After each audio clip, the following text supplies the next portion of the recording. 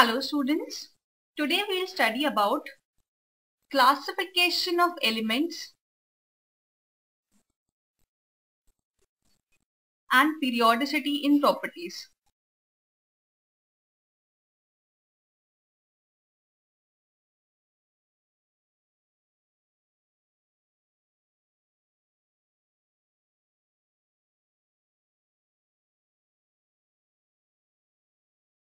So first, let's define what are elements. So elements are the basic unit of all types of matter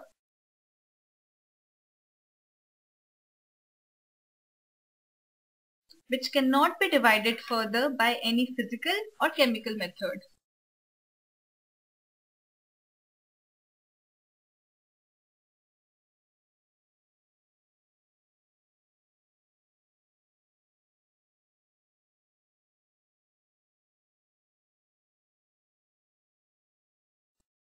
So let's take some examples of elements. Like we have gold, which is represented by Au. We have Ag, silver. We have oxygen. We have nitrogen. So these are all the examples of elements, and they cannot be divided further into any other simpler substance by any physical or chemical method. For example, by heating, by breaking, or some other chemical method or physical method. So now let's come to classification. First, let's discuss why do we need to classify these elements.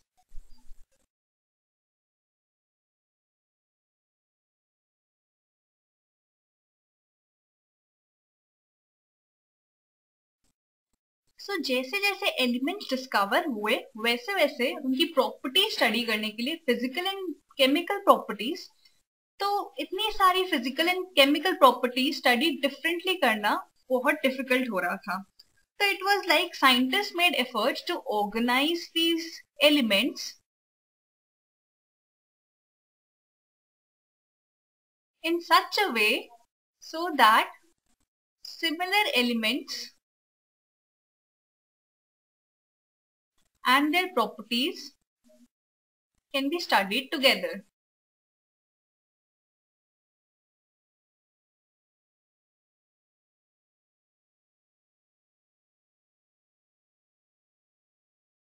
So, in 1800, we had just had 31 elements discovered. But till 1865, this number was like more than double. So, to study such a large number of elements, it is very difficult to study them separately. Hence, to predict the new ones for further study,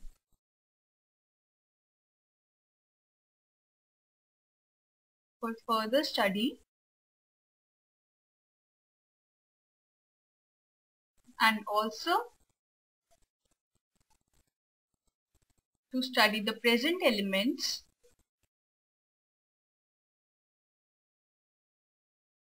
we classified elements.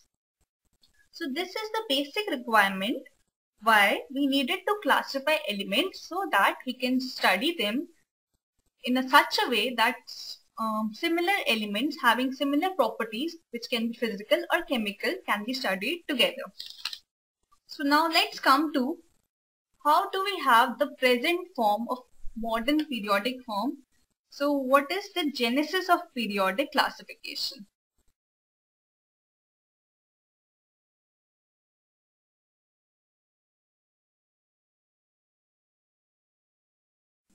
So the literal meaning of genesis is the mode of formation of the present classification.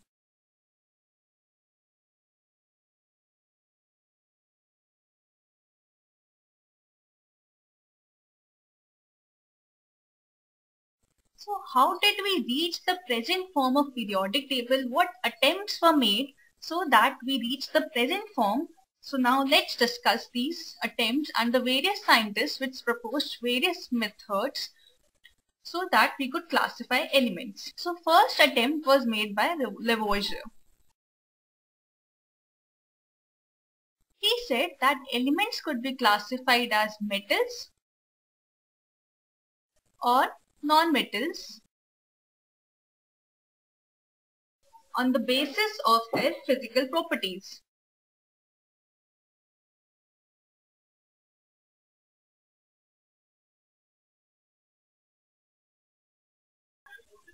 So what were these physical properties? Like the state, whether they are solid or liquid, how they react. It was just the luster, the atomic volume, and all these, the density, the state, the density. These were the physical properties which were observed by Lavoisier, and on those basis, he separated or classified elements as metals or non-metals. But then we had some elements which showed properties of both metals and non-metals.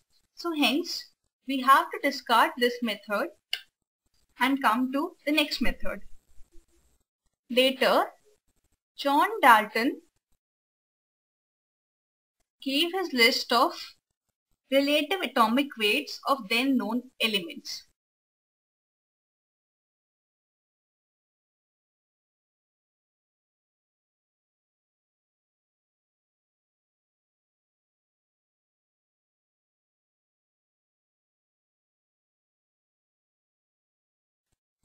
So this list became the basis of classification of elements in the coming time. So we had the next scientist, Taubirinier, who gave his law of triads. So what he did was, he arranged the then known elements in increasing order of their atomic weights.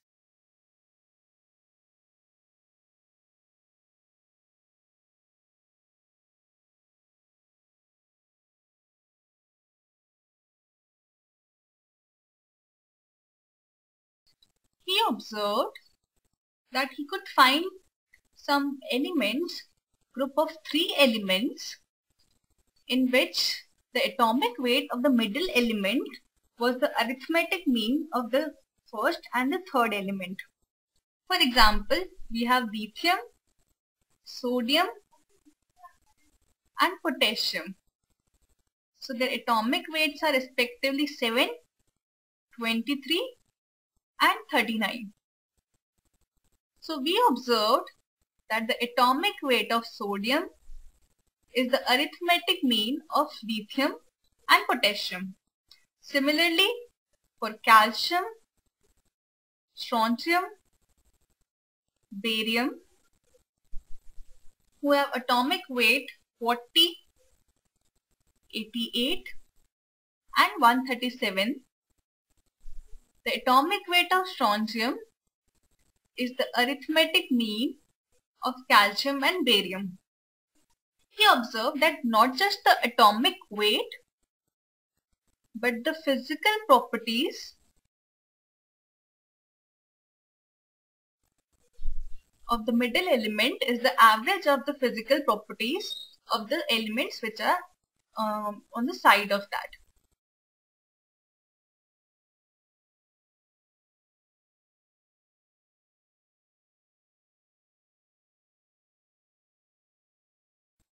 Hence, he could find some triads.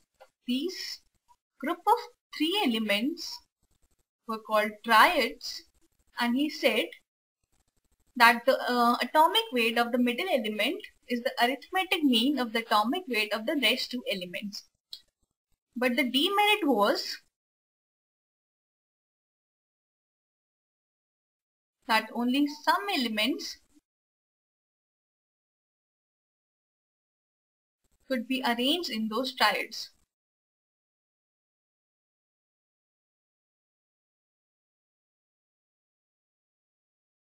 Also, there were some triads in which the atomic weight of the 3 elements was almost same. For example, we have iron, cobalt, and nickel. The atomic weight of these were almost similar, which is 56, 59 and 59. So hence this observation could not be achieved for all the elements which were discovered then. So the next important attempt was made by John Alexander Newland.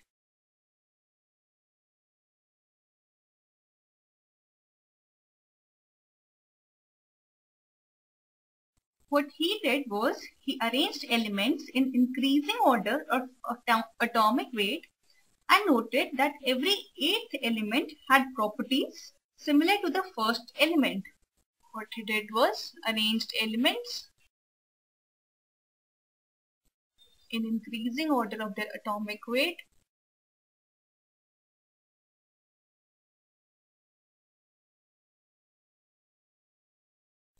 and the law was that every 8th element has similar properties as the first element.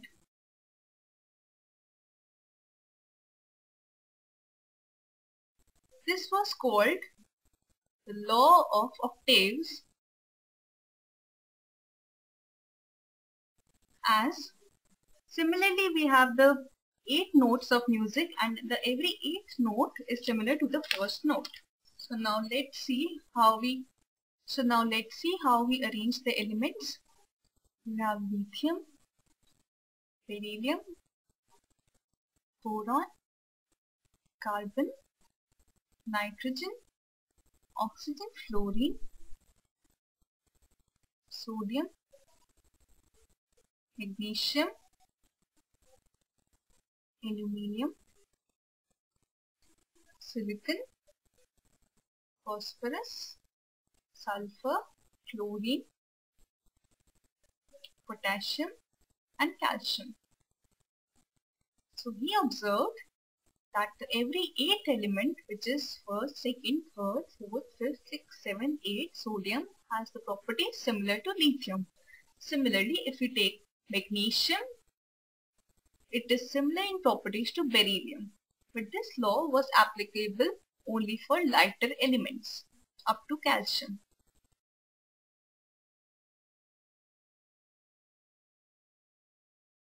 So now the next classification was made by Lothar Meyer.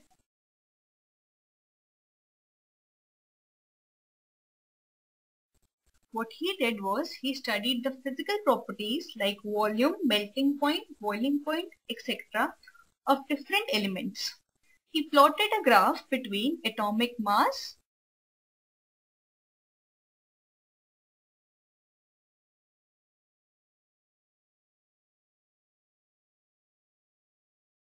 and their respective atomic volume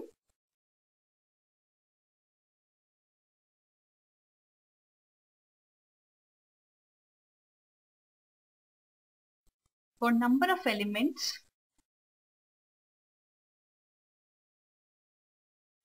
and obtained a periodically repeated pattern.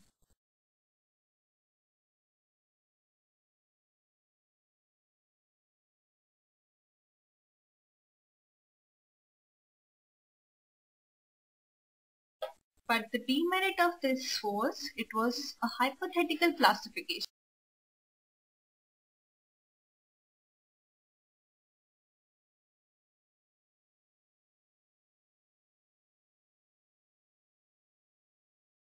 And it was difficult to remember the position of different elements.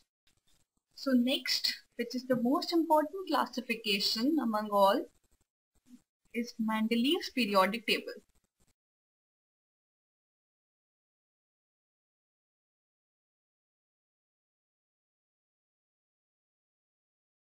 So the major credit for a systematic classification of element goes to Mendeleev.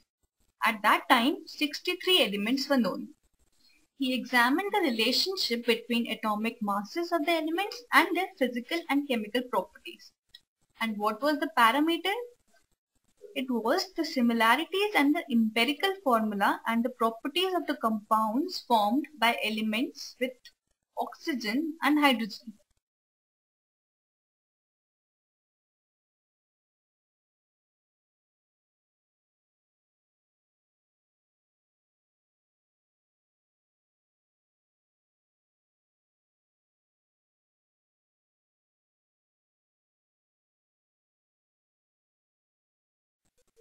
As we can observe in the table that's given below, we have the oxides which have formula RO was in group first.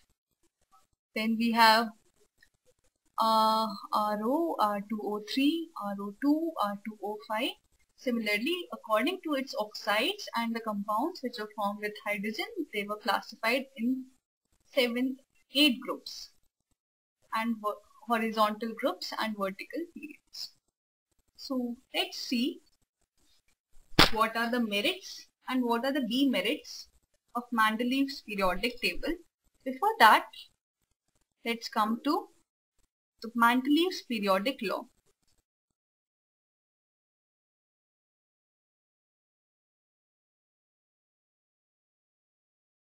He said that the physical and chemical properties of the elements are the periodic function of their atomic masses.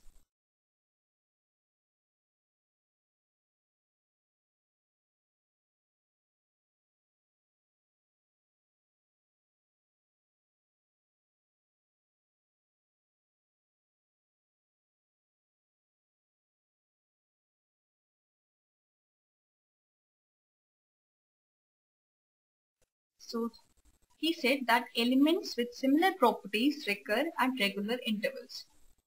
So what were the merits of this classification? It gave us a systematic study of elements.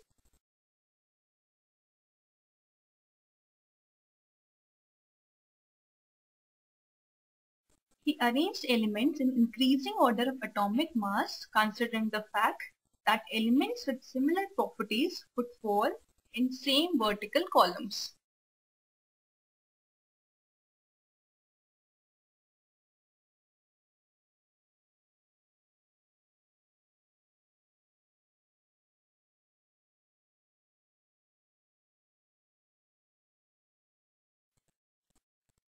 Like for beryllium, previously its atomic mass was 13.5. He said its atomic mass should be 9. Predicted the properties of those missing elements from the known properties of other elements in the same group. For example, we had eka-boron, for scandium, eka-silicon, for gallium, for germanium.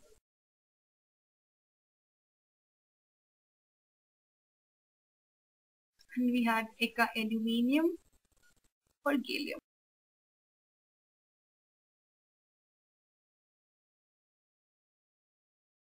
So now let's come to what were the limitations of this arrangement.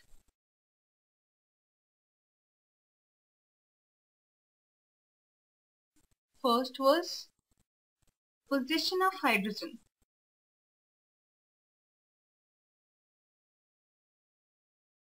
Hydrogen has properties similar to both alkali metals, and some of the properties were similar to halogens. So it may be placed with halogens at will, but Mendeleev placed it with alkali metals.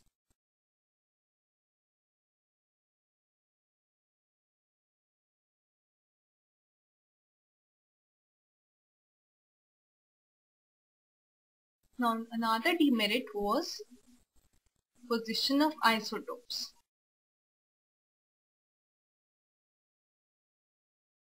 So what are isotopes? Isotopes are atoms of same element having different atomic mass.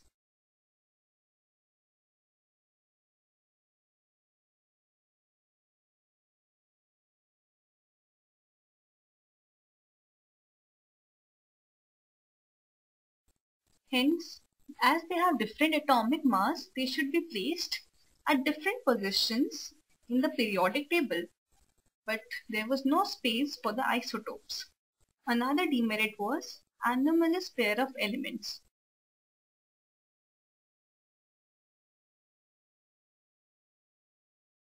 In certain pairs of elements, the increasing order of atomic mass was not obeyed.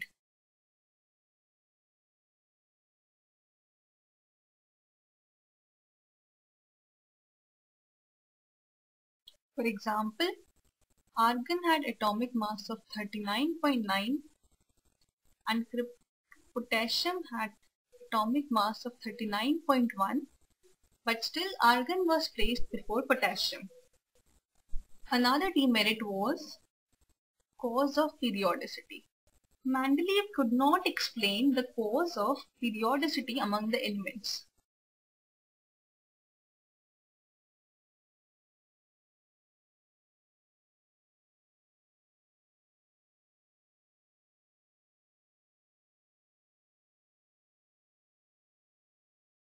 He could not explain that why after a certain period the elements of similar properties are repeating and why they are showing the same physical and chemical properties. So these are the merits and demerits of Mendeleev's periodic classification. I hope you have understood well how this classification was made, and the next time we'll study the modern periodic table and the modern periodic law. Thank you.